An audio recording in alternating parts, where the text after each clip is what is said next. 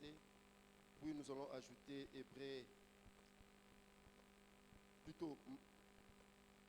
Matthieu 28. Amen.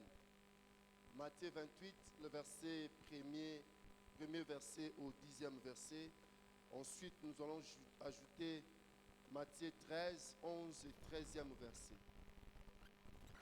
Si nous sommes dans Matthieu chapitre 28, tous ensemble, nous allons nous lever pour honorer la parole du Seigneur.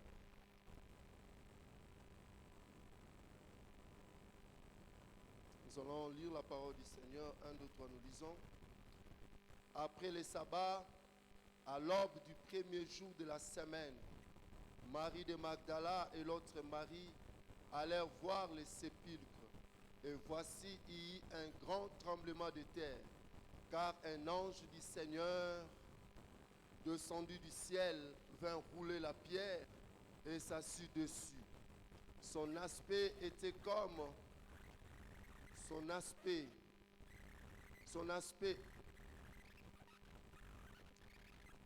Amen. Reprenons ensemble. Après le sabbat, à l'aube du premier jour de la semaine, Marie de Magdala et l'autre Marie allèrent voir les sépulcres. Voici, il y eut un grand tremblement de terre, car un ange du Seigneur, descendu du ciel, vint rouler la pierre et s'assit dessus. Son aspect était comme l'éclair et son vêtement blanc comme la neige. Le garde tremblait de peur et devint comme mort. Mais l'ange prit la parole et dit: pour vous, ne craignez pas, car je sais que vous cherchez Jésus qui a été ressuscité. Il n'est point ici, il est ressuscité, comme il l'avait dit. Venez, voyez le lieu où il était couché, et allez promptement dire à ses disciples qu'il est ressuscité des morts. Et voici, il vous précède en Galilée. C'est là que vous le verrez. Voici, je vous le dis. Elles s'éloignèrent promptement du sépulcre avec crainte et avec une grande joie. Et elles courirent porter la nouvelle aux disciples. Et voici, Jésus vint à leur rencontre et dit: je vous salue. Elles s'approchèrent pour saisir ses pieds et elles l'adorèrent. Alors Jésus leur dit: ne craignez pas, ne craignez pas. Alors Jésus leur dit: ne craignez pas. 10. Alors Jésus leur dit: ne craignez pas, allez dire à mes frères de se rendre en Galilée, c'est là qu'ils me verront. Amen. De se rendre en Galilée, c'est là qu'ils me verront. Nous allons ajouter le livre de Hébreux chapitre 13. Prends avec moi Hébreux chapitre 13. Hébreux 13.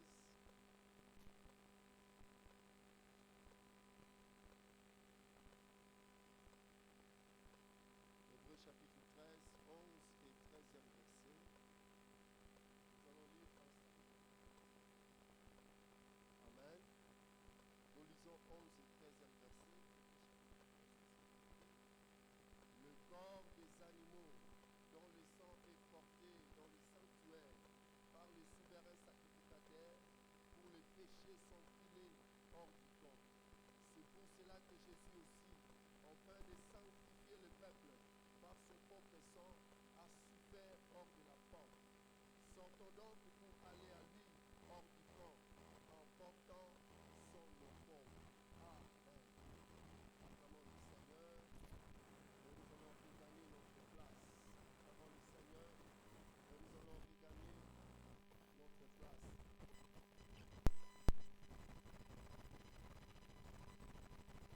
Bénissons le Seigneur pour notre grâce et qui nous permet de porter sa parole. Et nous lui disons grand merci. Nous bénissons le Père de Dieu, nous bénissons tous les hommes de Dieu, nous prions que la grâce de Dieu le couvre tous. Amen. Père de Dieu, nous avons commencé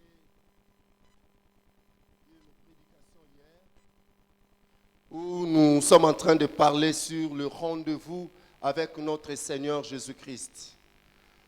Nous avons parlé d'un sous-thème que nous avions commencé depuis hier, que nous avons intitulé « Notre rendez-vous avec notre Seigneur Jésus-Christ ». Nous croyons que Dieu continuera à nous enrichir et à nous bénir par des paroles qu'il dépose dans notre esprit. Amen. Voilà, peuple de Dieu, c'est pendant la montagne. Nous sommes donc à la montagne et la montagne est instituée parce que Dieu veut nous visiter, Dieu veut nous faire du bien. Et ceux qui ont le secret de la montagne savent que à la montagne, l'Éternel se pourvoit toujours, il se pourvoit toujours. Amen. Nous avons parlé hier de 2 points essentiels que nous avons évoqués. Nous avions parlé de 2 grandes raisons qui ont fait que le Seigneur Jésus-Christ fixe un rendez-vous à ses disciples. La première raison, nous avons dit que le Seigneur Jésus-Christ les invite non à Galilée, plutôt non à Béthanie ou à Jérusalem. Le Seigneur Jésus-Christ les invite de le rejoindre en Galilée parce que sur le plan spirituel, il y avait inauguration de la nouvelle alliance. Il y a une nouvelle alliance qui devait être inaugurée et l'endroit choisi par Jésus, c'était Galilée. C'est ainsi que nous avons vu dans les Écritures, si bien que le Seigneur a annoncé cela premièrement par l'ange, son ange. En deuxième lieu, le Seigneur Jésus-Christ lui-même est à Paris. Amen. Le Seigneur Jésus-Christ lui-même est à Paris pour insister et dire à ses disciples de le rejoindre en Galilée. Et aux femmes d'insister, de dire aux disciples d'aller le rejoindre en Galilée. Nous avions compris par là que le Seigneur voulait inaugurer une nouvelle alliance que lui-même avait prédestiné d'avance et qu'il lui comptait à ce que ce disciple soit aussi là. Et que le disciple soit le précurseur de cette nouvelle alliance. Nous avons béni le Seigneur pour ce point que nous avons parlé. Et la plus grande raison, deuxième raison que nous avions évoquée hier, c'était que Galilée était un endroit où se trouvait à la fois et le juif, mais également le païen, ce que nous appelons les nations, ce dont nous appelons le païen ou les nations, c'est-à-dire les gens qui n'ont pas alliance avec Dieu, qui n'étaient pas concernés par l'alliance avec Dieu. Je parlais de l'alliance traitée avec Abraham. Donc ces gens étaient exclus de l'alliance avec Dieu, alors que Dieu s'appelle créateur. Et donc c'est Dieu qui a créé, et ceux de Isaac, d'Ismaël et ceux d'Isaac. Et Dieu avait jugé utile de le convier à Galilée, parce que Galilée était un point de jonction où se rencontraient les nations, y compris le descendant d'Abraham, donc Israël. Et nous avons vu qu'il était important pour nous, nous aussi comme chrétiens, à ce que nous puissions obéir à cette rencontre, à ces rendez-vous. Et que ce rendez-vous était utile, que ce rendez-vous était important pour nous. Et nous avons lu dans le livre d'Ésaïe, je crois, le livre d'Ésaïe, chapitre 9, le premier verset, où il est écrit « Le ténèbre ne régneront toujours pas, le ténèbre ne régneront toujours pas sur le pays, et que le Seigneur Jésus-Christ est la lumière qui devait éclairer ces ténèbres. » Et nous avons compris par là que le rendez-vous de Galilée montrait aussi à suffisance que le Seigneur Jésus-Christ voulait à tout prix, il voulait à tout prix à ce que ces gens de Zaboulon, ces gens de Nephtali, ces gens d'Asser, ces gens d'Isaacar, ces gens qui ne faisaient pas partie de l'alliance que nous appelons les nations, et aussi part. Voilà pourquoi il est dit, et l'ange a insisté pour dire à ces gens, pour aller dire aux disciples de se rendre en Galilée. Amen. Bien-aimés, c'est la synthèse de ce que nous avions vu hier. Aujourd'hui, Dieu voulant, nous allons ajouter un troisième point qui entre dans les raisons pour lesquelles le Seigneur Jésus-Christ a convié, a invité ses disciples de le voir ou de le rejoindre en Galilée. Nous allons inviter ces 3 grandes raisons. Mais avant de te donner ces 3 grandes raisons, notre prédication de ce soir commence par quelques conseils que Dieu veut que nous puissions avoir. Et je bénis le Seigneur pour le message que le berger a donné le dimanche ici, où il a parlé d'un amour sincère, où il a parlé d'un amour véritable, où il a parlé d'un amour sans hypocrisie. Et oui, c'est très important. C'est comme ça que nous devons être des enfants de Dieu. Nous ne pouvons pas être ensemble, soi-disant, en train de nous parler, en train de nous voir, alors que nous avons des problèmes dans nos cœurs, alors que nous sommes divisés, alors que nous murmurons. Tu as un problème à ton frère, approche-lui, parle-lui. Rien ne sert d'avoir des attitudes païennes.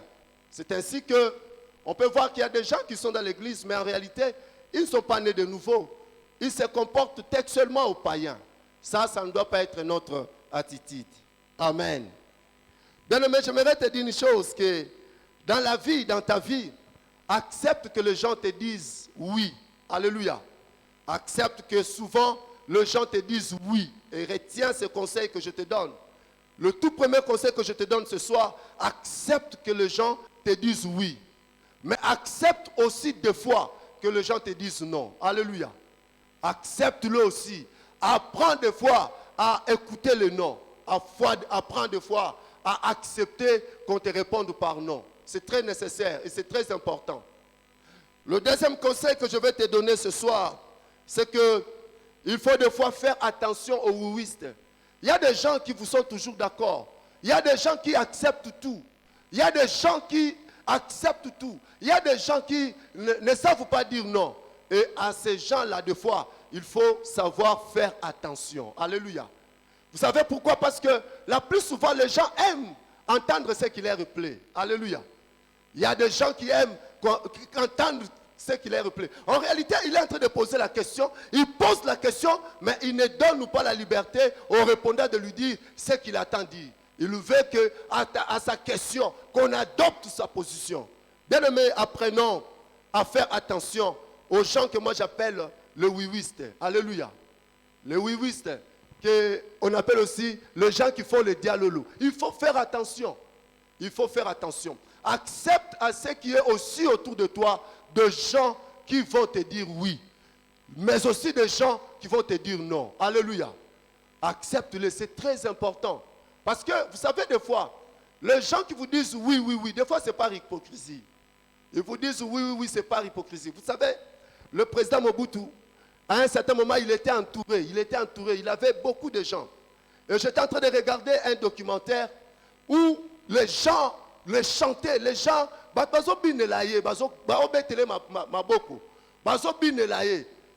à un certain moment, ces mêmes gens-là qui dansaient pour lui, ces mêmes gens qui l'acclamaient, ces mêmes gens l'ont abandonné. Il s'est retrouvé seul en exil. Bien-aimé, il faut faire attention aux flatteurs. Les flatteurs, des fois, ce sont des gens qui ne vous disent pas non, qui vous dira toujours oui, alors qu'ils savent que ce qu'ils sont en train de dire là, c'est faux. Mais ils acceptent quand même pourvu d'attirer votre attention. Le troisième conseil que je vais te donner ce soir, c'est de savoir à qui te confier, à qui confier tes secrets. Et le berger l'a dit. Le berger l'a dit le dimanche ici. Il a dit, ça c'est la parole de Jésus, il a dit que l'homme aura pour ennemi le gens de sa maison. Alléluia. N'adage africain, ya mboka na biso alobaka, lidesu, mbuma oyo bomaka, nyamo oyo bomaka lidesu, oyo eliaka lidesu, et utaka musika te, et bikaka kaka na kati ya lidesu. Alléluia. Alléluia. Et utaka kaka na kati ya lidesu. C'est pourquoi j'aimerais deux fois que tu fasses attention aux gens à qui tu te confies des secrets. Alléluia. Ce n'est pas n'importe qui s'approche de toi, azo sekanayo, ndaza d'accord nayo, to alingiyo. Alléluia. Bien-aimés, ceux qui ont trahi Jésus, ceux qui ont abandonné Jésus, hier nous avions parlé, ce n'étaient pas les gens du dehors, c'était ses proches. Et je peux te dire que c'est celui que lui-même il avait recruté. C'est Jésus qui a recruté Judas. Il a recruté. Mais le Seigneur, il est omniscient, il est omnipotent, il le connaissait. Il le connaissait. Mais il a quand même recruté. Alléluia. Bien-aimé, un conseil que je te donne ce soir, retiens-le, savoir faire confiance, savoir se méfier aux gens qui te disent oui, alors qu'ils savent que le oui qu'ils sont en train de t'accorder là est un oui suicidaire. Alléluia. Accepte qu'on te dise oui, accepte aussi qu'on te dise non. Alléluia. Alléluia. C'est très important, il faut en avoir. Vous savez, Moïse était un grand prophète. Moïse était un grand prophète.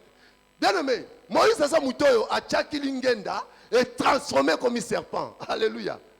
A quitté Lingenda est transformé comme un serpent. Puis a récupéré un serpent et Lingenda. Alléluia. Moïse a sali prophète oyo a beta Lingenda na maïma et kabwana. Peuple est traversé à sec. Alléluia. Moïse a mutu oyo a priaka. La manne est descendue. Israël était nourri de la manne du ciel. Alléluia. Mais un jour, Moïse a été conseillé par un païen. Alléluia. Il a été conseillé par un païen. Quelqu'un qui ne connaissait pas Dieu. Mais il lui a porté conseil et ça a permis à Moïse de prolonger ses jours sur la terre. Alléluia. Ce que je veux il y a une vérité. Alléluia. Yebisanga vérité, bien-aimé. Yebisanga vérité. Alléluia. Nangina personne conseil mususu. Quand quelqu'un cherche la paix avec toi, il n'est pas faible. Alléluia. Quand quelqu'un cherche la paix avec toi, il n'est pas faible. Dieu est toujours du bon côté. Il va toujours défendre celui qui veut la légalité.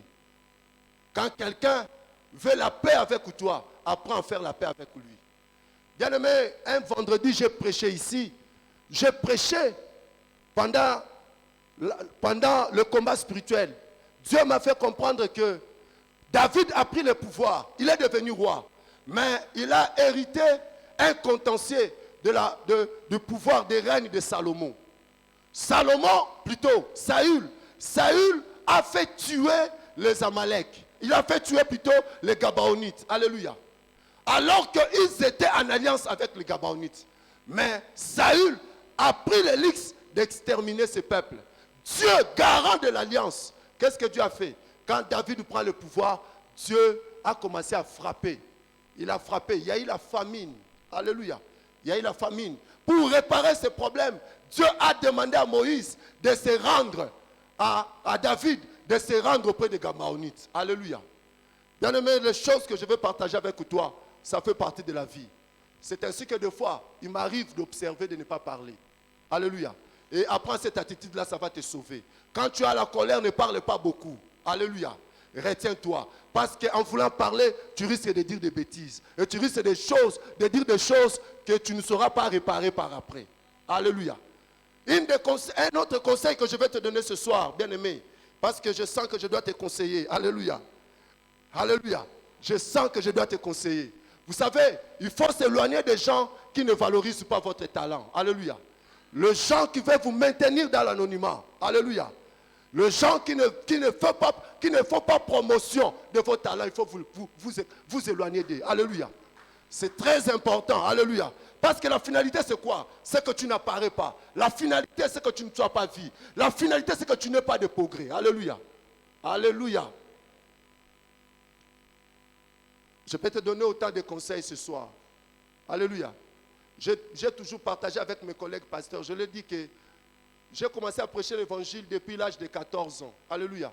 En étant élève. Je l'ai toujours dit et je ne cesserai de le témoigner. C'est Dieu qui l'a voulu ainsi. Alléluia. Dieu m'a donné la chair au marché. Alléluia. Dieu m'a donné la chair au marché. Moi, j'ai prêché au marché. Dieu m'a donné la chair na babis, na bamituka. Na bandi oteya. Alléluia. Et à mon âge aujourd'hui, je ne sais pas. J'ai prêché toutes sortes de prédications. Et ça, ma prédication m'a dit, et il y a aussi des prédications où Dieu avait utilisé pour sauver des vies. Alléluia. Bien-aimé, si quelqu'un veut la paix avec toi, fais la paix. Alléluia. Fais la paix. Ça, c'est un conseil que je te dis. Et le juriste, il le dit autrement. Ils le disent autrement dans leur langage. Vaut mieux faire la paix qu'un procès, je ne sais pas moi quoi. Le papa Billy le savent. Alléluia. Alléluia. Bien-aimé, savoir faire la paix. Je vais t'exhorter ce soir. Je vais t'exhorter. Nous allons continuer sur ce point. Mais je sens que je dois te demander ces choses. Alléluia. Vous savez, ce qui doit caractériser les enfants de Dieu, c'est savoir pardonner. Alléluia. Mais Yoka, combien de fois Yoko taba hôtel? Combien de fois Yoko taba hôtel? Combien de fois au kota hôtel? Combien de fois yo longola bazemi?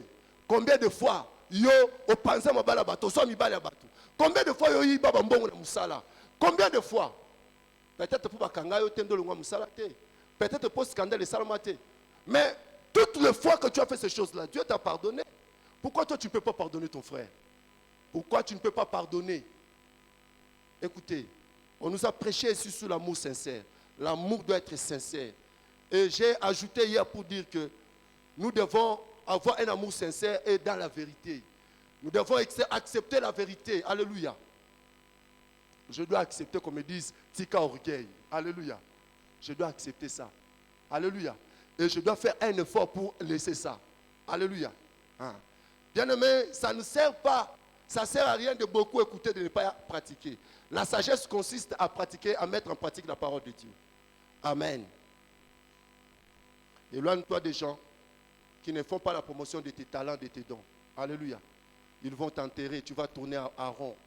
Tu vas rond pointer. Je vais aussi te dire que méfie-toi des gens qui sont toujours là. On le met biso vérité. Bien aimé, il y a des gens comme ça. Il y a des gens comme ça. Biso vérité. Alléluia. Biso vérité pour ani. Pour la raison. Flatterie, et ça flatterie. Il y a flatterie. Flatterie. Flatterie, mais yoka. Ce qu'on mitiki, de la faiblesse à flatterie, wana. Ce jour-là, Mobutu a demandé à Mayele. Mayele a dit à Mobutu, je ne peux plus assurer ta sécurité ici. Il s'étonne. Il s'étonne que Mayele lui dise que je ne peux plus assurer ta sécurité. Mais ce sont des gens qui lui assurent. Ce sont des gens qui ont dit ça. Mais Tango Indaki a se retrouvé dans l'isolement, dans la quarantaine, dans le Maroc, à Koufa. Les gens qui j'ai placé la confiance. Alléluia. Mais je me pose aussi la question, est-ce que Mobutu était aussi prêt? Il y a que Papa Maréchal négociait Ndima. Est-ce qu'il était aussi prêt? Dieu, j'aimerais te dire une chose aujourd'hui. Avant que quelque chose ne t'arrive, Dieu t'alerte toujours. Dieu te signale. Alléluia. Alors quand les gens te disent la vérité, aime ces gens-là. Alléluia. Je vais aussi te conseiller, n'apprends pas à dire toujours la vérité à certaines personnes parce que tu risques de devenir leur ennemi. Alléluia. Des fois, trop dire la vérité est comme son ennemi. Alléluia. C'est ça la sagesse. Est-ce qu'on peut acclamer le Seigneur?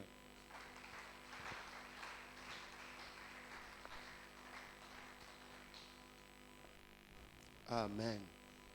Bien-aimés, deux grandes raisons que Dieu nous a données hier pour comprendre et saisir la portée ou le pourquoi le disciple devait rejoindre Jésus à Galilée. Alléluia.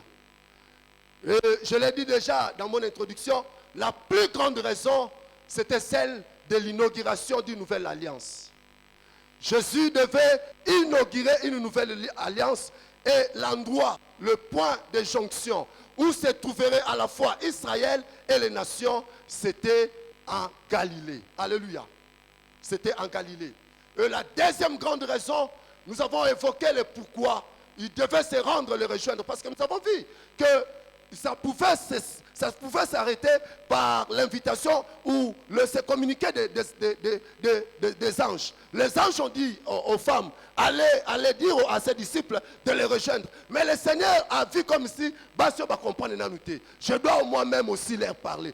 Pour manifester, pour montrer l'importance de ces rendez-vous. Qu'il devait insister pour que ses disciples le rejoignent à Galilée. Alléluia. Deuxième grande raison que nous avons évoquée hier, bien aimé, nous l'avons dit, que la deuxième grande raison que le Seigneur Jésus-Christ les a confiés, c'était pour accomplir Ésaïe 9, le verset 1. Alléluia. Ou pour d'autres versions, Ésaïe 8, le verset 23. Alléluia. Où il est dit, les ténèbres ne régneront toujours pas sur le pays où régnait l'ombre des ténèbres, l'ombre de la mort. Alléluia. Sur le territoire des Nephtali, des Zaboulons. Alléluia. Mais ce peuple qui était dans les ténèbres voit venir une grande lumière. Amen. Et nous avons vu que c'était justement pour accomplir cette prophétie qui datait de 700 ans avant Jésus-Christ. Alléluia. C'était pour accomplir cette prophétie-là. Et nous avons vu pourquoi le Seigneur Jésus-Christ avait indiqué ces lieux. Parce que ces territoires étaient habités par des tribus de descendants d'Abraham. Alléluia. Notamment Issachar. Nous avons parlé d'Issachar, nous avons parlé d'Aser, nous avons parlé de Zabulon, nous avons parlé aussi de Nephtali. Alléluia. Et nous avons dit que bibliquement, tous ces noms-là avaient des sens, avaient des significations. Et il y avait une corrélation de ce que le Seigneur Jésus-Christ voulait faire de ses disciples, les transmettre par rapport à ces localisations géographiques. Alléluia. C'est ce que nous avons partagé hier. Et ce soir, nous allons évoquer une troisième raison. Une troisième raison que le Seigneur nous a donnée pour comprendre pourquoi le disciple devait se rendre en Jérusalem. Bien aimé, j'aimerais avant de donner cette troisième raison que nous puissions comprendre une chose. Quand le Seigneur Jésus-Christ est ressuscité, il est resté encore un moment avec ses disciples. Alléluia. Quand il est ressuscité, ce n'était pas aussitôt ressuscité, aussitôt connu l'ascension. Non, il est encore resté, vécu quelque temps avec les disciples. Alléluia. Certainement, il y a eu des choses qu'il avait fait avant sa mort, ou qu'il n'avait pas fait avant sa mort, qu'il a refait, ou qu'il a fait après sa mort. Alléluia. C'est de ces choses-là que nous voulons parler comme troisième raison. Alléluia. Troisième grande raison, c'était de leur transmettre la sacrificature christique, ou le sacerdoce christique. Alléluia. Bien aimé, parce qu'il faut comprendre que dans la parole, nous avons des grandes alliances. Alléluia. Nous avons des grandes alliances qui reposent aussi sur les deux modèles de sacerdoce. Alléluia. Le sacerdoce aaronique et le sacerdoce christique que Jésus-Christ lui-même a inauguré. Alléluia. Et nous le savons parce que nous avons lu le livre d'Hébreux chapitre 13, le verset 11 au verset 13. Alléluia. Nous le savons et nous allons voir que dans le Hébreux 13, 11 à 13, il y a aussi cette corrélation de deux alliances ou encore de deux sacerdoces ou deux sacrificatures. Alléluia. Bien aimé, comprenez avec moi que l'ancienne alliance était dominée par le sacerdoce aaronique. Alléluia. Et dans le sacerdoce aaronique, nous le savons, que Aaron, comme souverain sacrificateur, avait reçu mandat de présenter une fois l'an le sacrifice de tout le peuple devant Dieu. Alléluia. Et ce sacrifice qu'il devait présenter devant le Seigneur, lui-même, il devait d'abord se purifier. Alléluia. Parce que si sa vie n'était pas en règle avec Dieu, bien aimé, la Bible parlait déjà que le souverain sacrificateur pouvait aussi connaître la mort. Alléluia. C'est pourquoi, dans le mécanisme du Saint des Saints, était tel que là-dedans, il y avait un fil sur lequel on joignait, on mettait des clochettes que le souverain sacrificateur devait mettre.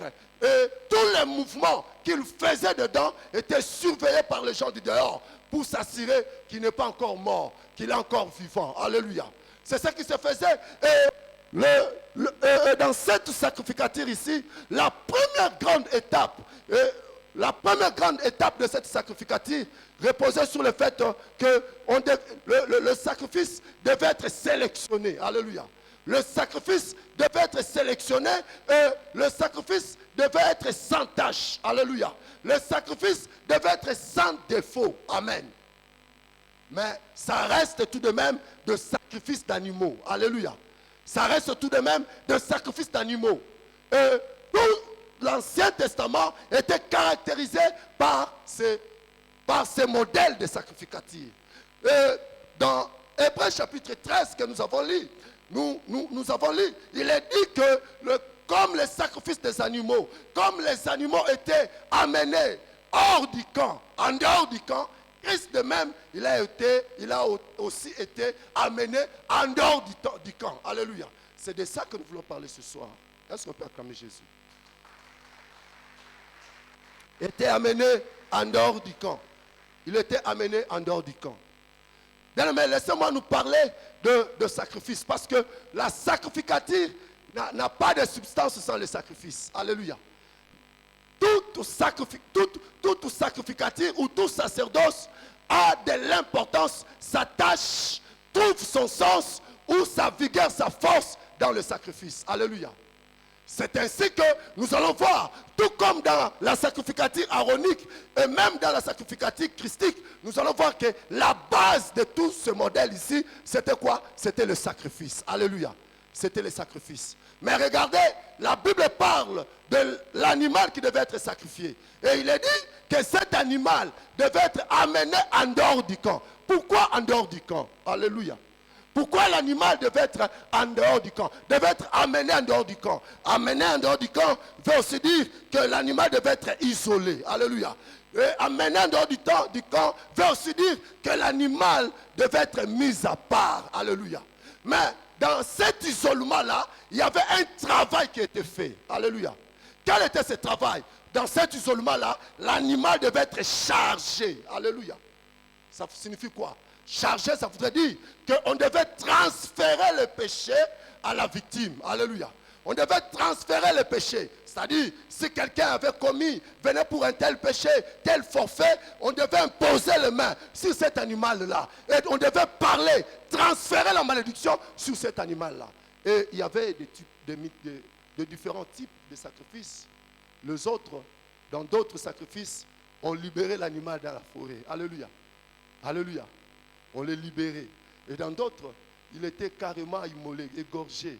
Alléluia. Il était égorgé.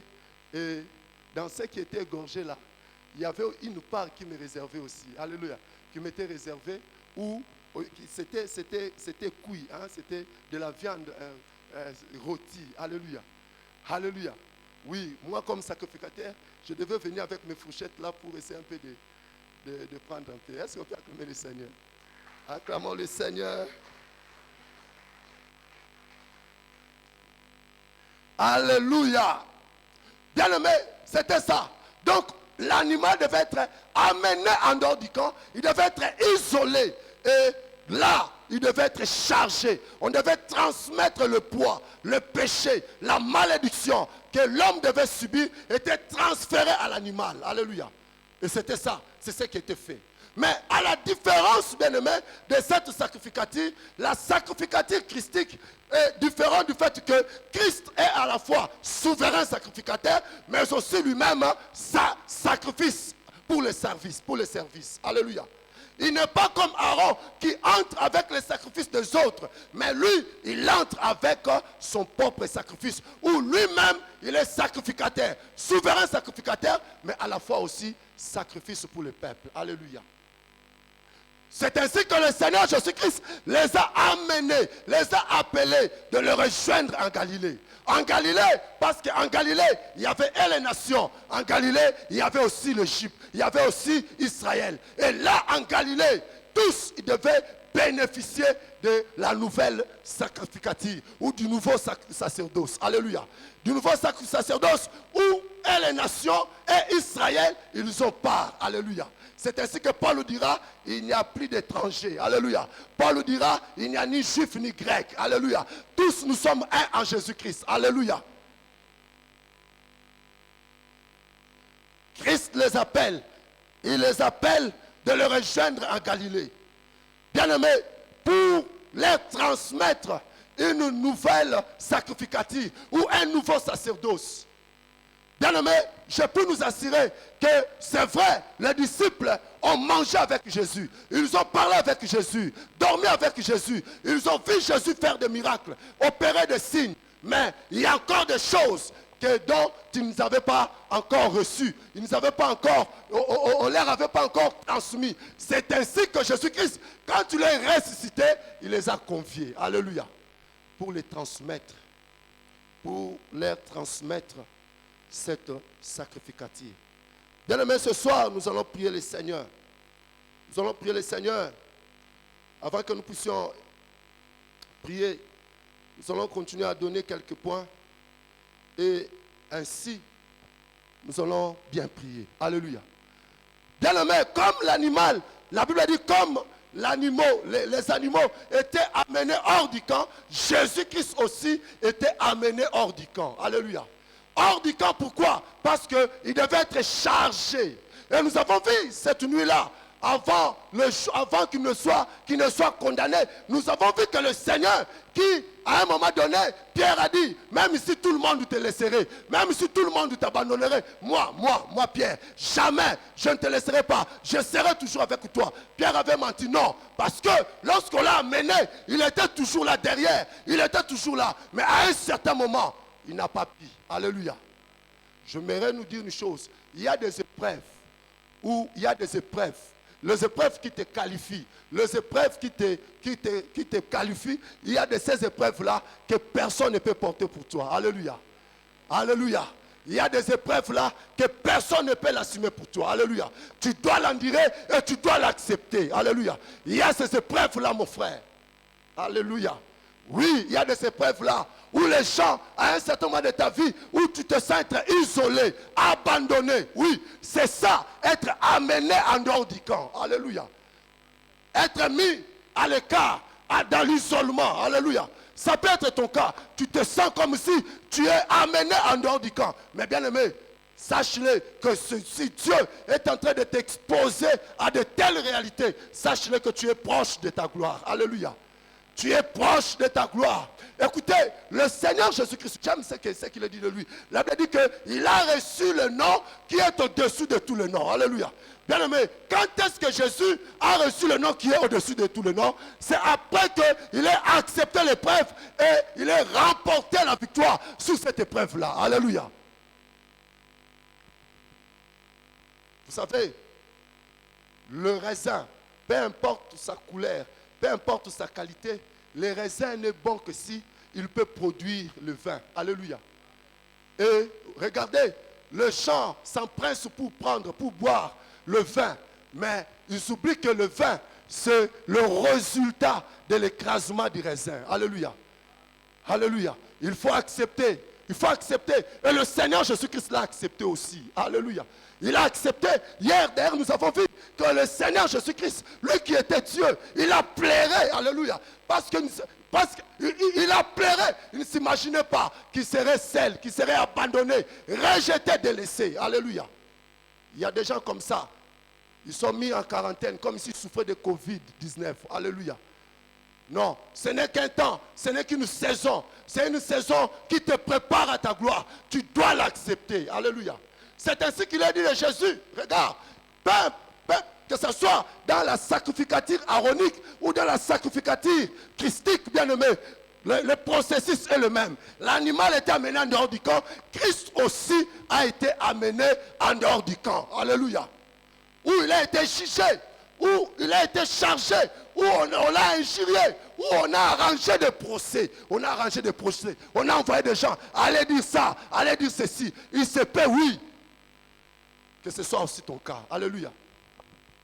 Tu te poses la question, mais qui va t'écouter? Qui va t'écouter? Alléluia. Qui va t'écouter? Qui va t'écouter? Certes, tu dis, frère, que tu n'as pas fait ça. Et ta conscience ne te reproche pas avoir fait ça. Mais qui va t'écouter? Alléluia. Et si tu es en train de traverser de tels moments, sache-le que tu es dans un processus d'écrasement. Alléluia. Dans un processus d'écrasement. Bien aimé, le vin, pour être vin, bien aimé, le raisin doit être écrasé. Les gens doivent marcher dessus. Les gens doivent on doit l'écraser. Alléluia. Et le Seigneur Jésus-Christ a reçu ce nom qui est au-dessus de tous les noms parce qu'il avait accepté l'écrasement. Alléluia. Église, j'aimerais que nous puissions acclamer Jésus. On va se tenir debout, nous allons acclamer Jésus pendant 5 minutes. On va acclamer Jésus pendant 5 minutes. Tchakono nayo, tchakono nayo. Tozo bête la Jésus maboko pendant 5 minutes.